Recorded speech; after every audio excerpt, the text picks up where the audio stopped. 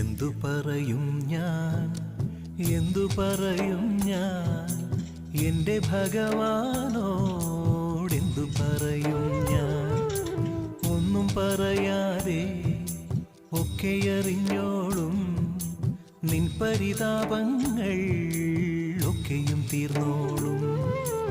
എന്തു ചോദിക്കും ഞാൻ, എന്തു ചോദിക്കും ഞാൻ, എൻ്റെ ഭഗവാനോടെന്തു ചോദിക്കും ഞാൻ.